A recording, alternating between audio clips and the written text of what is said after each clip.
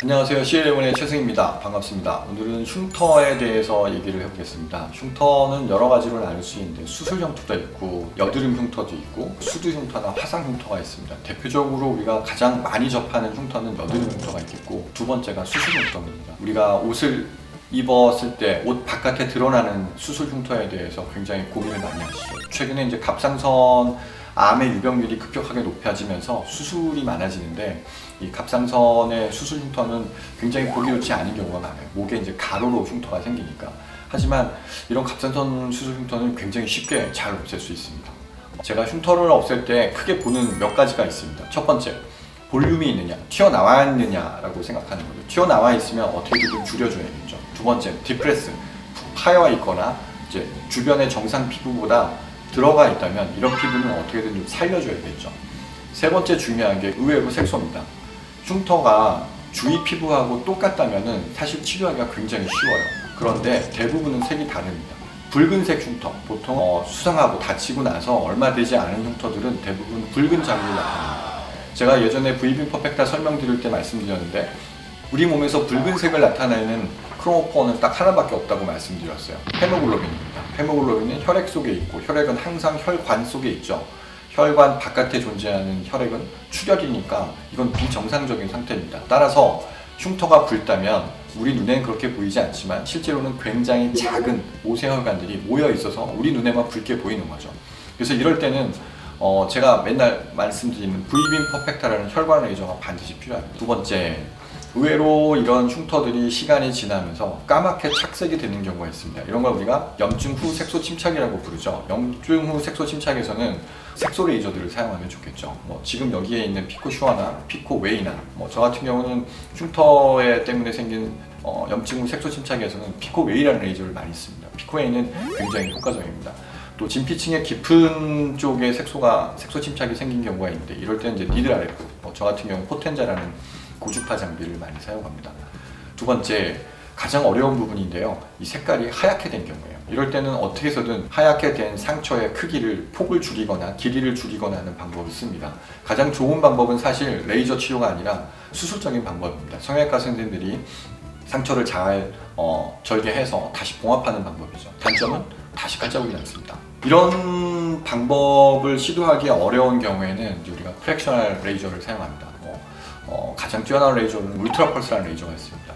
아까 갑상선 흉터 같은 경우 굉장히 효과가 좋다라고 했는데 울트라 펄스나 또 V빔 퍼펙타 이런 색소 레이저들을 같이 사용하면 갑상선 흉터는 한두 번 해도 끝나는 경우가 의외로 많습니다. 사실 이제 이런 흉터에 대한 얘기를 할 때 여드름 흉터가 관심이 가장 많으실 거예요. 여드름 흉터는 크게 아이스픽스가 구멍을 뽕 뚫어놓은 것처럼 생겼죠. 굉장히 치료하기 어렵습니다. 사실 가장 적합한 치료는 펀치 바이옵시라고 해서 펀칭해서 봉합하는 방법인데 환자분들이 그닥 선호하는 방법은 아니에요.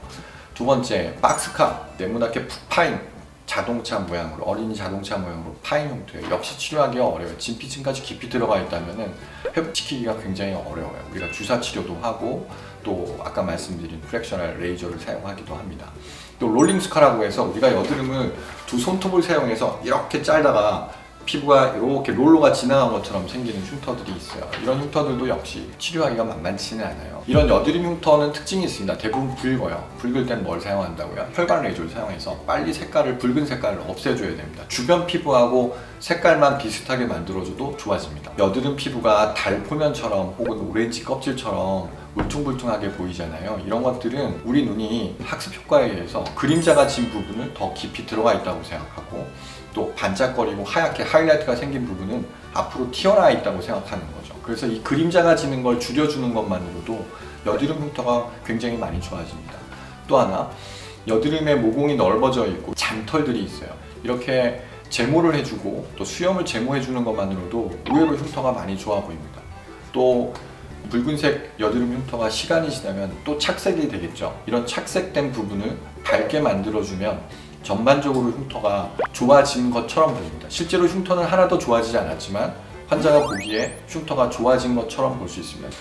좋아지게 할 생각은 하지 않고 왜 자꾸 좋아진 것처럼 보이게 하느냐? 왜냐면 모공이나 여드름 흉터나 깊이 파인 흉터들은 단시간에 회복되는 방법이 현재까지는 없기 때문이에요. 그런데 환자는 치료하면 빨리 뭔가 결과가 나오길 바라거든요. 그래서 이런 치료를 하지 않는다라는 게 아니라 이런 치료를 하면서 중간중간에 빨리 좋아지게 보일 수 있는 치료들을 같이 하는 게 훨씬 더 좋은 방법이다 라고 말씀드리는 거죠. 네. 그리고 여드름 흉터 같은 경우는 여드름이 계속 생기면 방법이 없잖아요. 여드름 약을 먹던가 또 제가 많이 쓰는 리드RF 고주파 치료를 해서 피지선을 안정시켜 주던가 하는 일들이 같이 필요할 것 같습니다. 수두 흉터입니다. 예전엔 수두 흉터는 거의 회복시키기 어렵다고 생각을 했어요. 하지만 지금은 수두 흉터도 가능합니다. 진피층 깊숙이 피하 지방층까지 들어간 흉터는 완벽하게 회복시키기 어렵겠지만 지금은 수두 흉터도 굉장히 좋은 효과를 보였습니다. 단 시간이 좀 걸립니다. 그리고 젊은 사람은 빨리 좋아지지만 나이가 든 분들은 훨씬 회복하는 속도가 더디기 때문에 좀 시간이 많이 걸립니다. 화상 흉터는 사실 전문병원에 가십시오. 가장 빠른 방법입니다. 감사합니다. 오늘은 흉터에 대해서 말씀드렸습니다.